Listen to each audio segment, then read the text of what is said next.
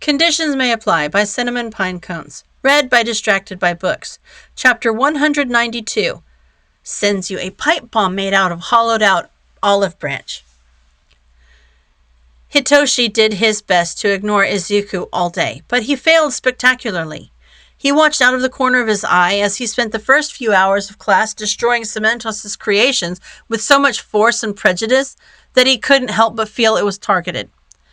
He also couldn't help but notice that Bakugo, of all people, pulled him out of class. Uraraka had said Bakugo had just wanted to talk, but even when he returned about half an hour later, Izuku never came back. They only had a half day today, so Hitoshi was back in his room sooner than he would have liked. He was staring vacantly at a book. He wasn't even trying to read anymore while music blasted through his headphones. It was nice to talk to his friends today. No one seemed to be mad at him except for Izuku, and he was trying to convince himself to be grateful for getting a 3 out of 4. It was a better score than he deserved. His wallowing was interrupted by his bedroom door slamming open and revealing the last person he expected to see. Izuku was standing there, looking even angrier than he had this morning. "Jeez, what the... Huh?" he responded intelligently. Izuku just glared at him and slammed the door shut behind himself. Noise was still blaring from the headphones that had been knocked off his head in his shock, so he scrambled to pause the music. Before he could even begin to address the situation, his attention was pulled away again. "Yo! Don't slam other people's doors!" A familiar loud voice shouted up the stairs. Was that Yamada-sensei? "What the hell is going on?" he asked hesitantly. "I am here by force. Don't be flattered," Izuku answered flatly. Okay? Izuku didn't say anything else. He just sat down heavily in his desk chair and continued to glare at him. "Can I ask why you're here, or..." He trailed off. "Because I'm ungovernable," Izuku answered easily. "That tracks. Are you gonna elaborate? I don't want to see any of you guys." And Eraser couldn't think of a better way to piss me off. Hitoshi furrowed his brow in confusion before everything clicked. "Is this you getting grounded?" he asked, doing his best to hold back a laugh. Izuku just glared at him harder, and the silent confirmation cracked his composure. He let out a bark of laughter before covering his mouth. As hysterical as this was, Izuku was still rightfully pissed at him. "So, was that Yamada-sensei? Kaminari was trying to convince me that those two were a thing, but I thought he was talking out of his ass." Izuku continued to glare at him silently. "They are, aren't they? That's kind of funny. Opposites attract, right?" Silence. This was getting awkward. "Do you think they're down there talking about us again?" he tried for levity. "Nothing." Damn, Aizawa was good. This was a punishment for both of them. "This is painful. Was there a stipulation, a time limit, or just until we talk it out? Because I think we both hate this equally right now." He all but begged for clarification. "We're having dinner," Izuku answered. Hitoshi glanced at his phone. It wasn't even 4 o'clock yet. Izuku was still glaring at him. Hitoshi tried to ignore it, but it felt like a physical presence on the side of his head when he looked away. He picked up his book, found where he had left off, and stuck a bookmark in between the pages. Izuku was in the same room and not ignoring him. He should use this to his advantage. He took a deep breath to steel himself before forcing himself to meet Izuku's eye again. I don't really know how to... I feel awful about how everything happened. I'm sorry, and I know that's not enough." "No, you're not," Izuku interrupted him. "What?" "You're not sorry." What? I'm pretty sure I am," he replied incredulously. Would you do it again? Izuku asked. Hitoshi didn't have an answer to that. Not one that either of them wanted to hear. He would do it 1,000 times over if it meant saving Izuku's life. Izuku scoffed at his silence. His nonchalance about his own life was starting to piss Hitoshi off, but he forced his voice to be neutral as he spoke. I couldn't just let you die. I know you. I know you wouldn't have left on your own. Unmasked irritation pulled at Izuku's face. Hitoshi, you had no clue what you were walking into. You had no clue what was at stake. You had no clue the danger you were putting yourself and our friends in. You don't know the half of the danger you were putting Japan, hell, the entire world in, if a single thing hadn't gone to plan. But it did. Hitoshi cut him off, and it seemed that was enough to break Izuku's paper-thin patience. Oh my freaking God! Was that part of your half-baked plan? Izuku snapped, sending the rolling chair he'd been sitting in crashing into Hitoshi's desk as he stood. For a moment, the room was eerily silent. Hitoshi felt like he had been physically struck. All Might's dead? He asked dumbly. The pit in his stomach had its own gravitational pull, and it felt like it was about to remove the ground out from under him. Izuku was glaring at him with his jaw clenched and his fist shaking. He felt like he was going to be sick. He was. The paramedics resuscitated him. I shouldn't have said that. Izuku replied, his glare falling to the floor. Hitoshi watched as he gathered the chair that he'd sent careening backward and checked both it and the desk for damage before sitting down again. There's going to be a press conference when he's up to it. His health is still touch and go. Don't tell anyone any of that. Izuku mumbled out, his tone guilty. Izuku's clarification had settled the churning of his gut enough for him to breathe. All Might wasn't dead, but he was still apparently in a critical enough condition after 3 weeks to not address the public. That was... Damn it. That wasn't good. He's gonna be okay, right? He asked rather childishly. Izuku just returned to glaring at him. Hitoshi did his best to ignore it as he stared at the wall. He'd been gathering his words for weeks now. He just needed to get them out. Look, you have every right to be angry at me, but can you honestly tell me you wouldn't have done the same thing? If our roles were reversed and I was the one kidnapped, if my life was at stake, would you have done anything different? He asked. Izuku didn't reply, but his glare faltered, and that spoke loudly enough. For what it's worth, I am sorry for tricking you like that, but I'm not sorry for saving you, he added. Izuku didn't look at him. He had his legs pulled up to his chest and he was looking at the floor. A gentle frown was the only indication that he had heard him at all. Hitoshi picked his book up with a sigh. Uraraka had said he needed time, and he didn't have any more to say, regardless. Maybe he'd managed to read another paragraph by the time they were called down for dinner.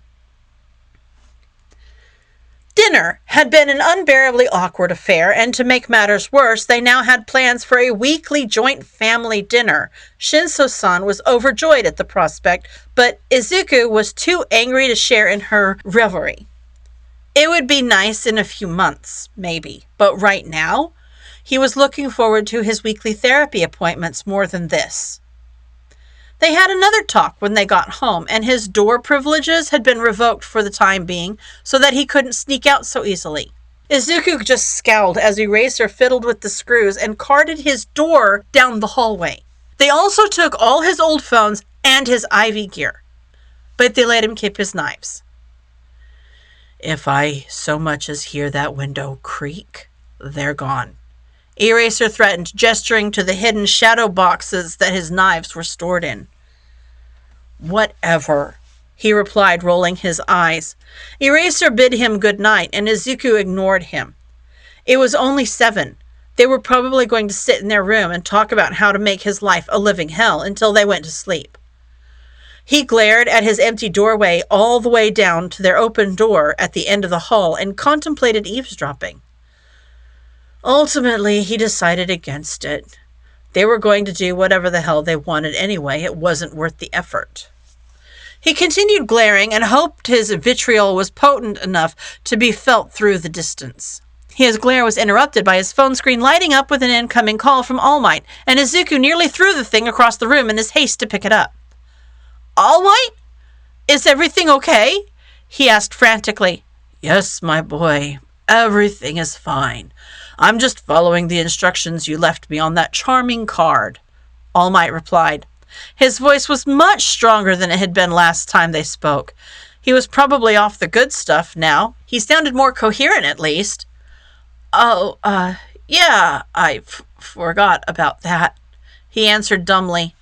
No worries. I hear you've had an eventful few days, All Might pressed with a knowing tone. Izuku curled in on himself in shame. You talked to Suka, didn't you? Yes, I did. I'm surprised Aizawa let you keep your phone. Now Masa said he was livid, All Might confirmed. Yeah, he trailed off awkwardly. Well, I suppose you don't need someone else telling you how reckless that was, so I'll keep it to myself. Don't make me have another heart attack, young Midoriya. All Might chastised him lightly, though it hit him like a slap all the same. I didn't. I'm sorry, he stuttered. It will be all right, my boy. With all of us on the same page, we'll get those villains in custody before the term's through, All Might reassured. I hope so, he replied. He had his doubts, but All Might seemed to be in good spirits. Well, in lighter news, we've scheduled a press conference for tomorrow evening. I'll be getting discharged in the morning. I'm on the up and up, he said, a smile evident in his voice. That's great. Isn't it a bit soon? You were in a coma, he pointed out the obvious. I've been in worse comas. I'll be all right. All Might made an attempt to assuage him. Was that supposed to be reassuring? Gran Torino was right about him, wasn't he? He couldn't stay still to save his life. Don't worry, my boy. I'm going to be taking it easy for quite a while. Not everyone gets this many chances to cheat death. I won't be wasting it this time, he added when Izuku's silence became concerning. Yeah, that's good.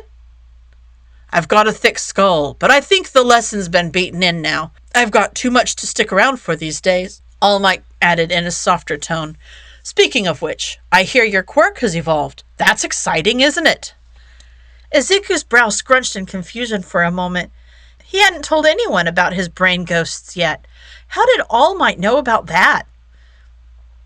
I think Eraserhead and young Sarah will be of great assistance in getting a handle on that, All Might continued when Izuku didn't respond. Oh, Black Whip! How the hell had he forgotten about that? Jeez! He hadn't even come up with a cover story yet. Good thing no one had asked him about it in class. He would have just stood there like a gaping fish. Oh, yeah, we should, whenever you're up for it, meet. We should have a meeting about that. There's, He trailed off. How much should he tell him? He was probably joking about giving him a heart attack, right? But what if he wasn't? Old people drop dead after shocking news, or at least they do in movies. Not that All Might was old, but he kind of had the body of an old person now after everything. My boy, I can't hardly hear you, but you're right about the meeting. I'm sure Yamada and Aizawa will want to be there as well, perhaps Nedzu too, but I digress. We'll plan for something after the press conference, unless you want to do it over the computer. They don't want me to be spotted out in public yet, so I'm on house arrest until the news breaks. All Might answered. That's probably a good idea, he answered reluctantly. He didn't exactly want to have another meeting with everyone so soon after the last, but he should probably get used to that now. If he was going to be involved in the League's case, he was going to have to sit through a lot of meetings. That was his part of hero work he didn't have to suffer through as a vigilante. He was mourning his loss already. You don't sound excited about that. Are they punishing you too harshly? Izuku let out a amused huff of air. Hitoshi was kind of right to laugh at him. His punishment was rather unorthodox. No, they took my door. That's the worst of it so far. They made me go to the Shinso's house for dinner. I don't think they know what they're doing, Izuku admitted quietly with a laugh. Mike and Eraser were both in bed, but their door was open, and he didn't want them overhearing him. They made you go to your friend's house for dinner? All Might asked, confusion evident in his tone. Yeah, it's a whole thing. I'm kind of mad at him. All of my friends, I didn't want to see them, so I guess if they couldn't punish me by not letting me see my friends, they, did the opposite? He replied, his tone turning questioning at the end. All Might laughing on the other end of the line brought a real smile to his face. He realized that he hadn't smiled in a long time now. Ah, I see. Points for creativity, I suppose. You'll have to update me on what they come up with next. Perhaps they'll be cruel enough to take you to Disneyland. All Might joked. That honestly sounded miserable. Overpriced food, too many people and children having a meltdown on every other corner. That would certainly be a punishment. Don't give them ideas, Izuku groaned. My lips are sealed. Scout's honor, All Might promised with another laugh. Izuku sighed in relief. That's all I had for you. Nothing but good news from me. I figured you could use some of that right now. All Might concluded. Yeah, thank you. I'm glad you're okay. I am too. I hope to see you soon. Yeah, you know my schedule, unless I get dragged to Disneyland. I'm usually free whenever class is out. Yes, indeed. I hope it stays that way. I wouldn't wish that on my worst enemy. All Might joked. A brief vision of All for One on one of those spinning teacup rides passed through Izuku's mind. The thought was enough to force a bark of laughter out of him. I'll be in touch. Don't hesitate to reach out if you need to talk, All Might offered. Yeah, thanks, Izuku replied awkwardly. Have a good night, my boy. All Might bade him farewell. Good night, All Might, he parroted back, and waited for the beep that signaled the call had ended. He put his phone down and rubbed at his tired eyes. He needed to figure out what he was going to tell his classmates about all the quirks he was about to get.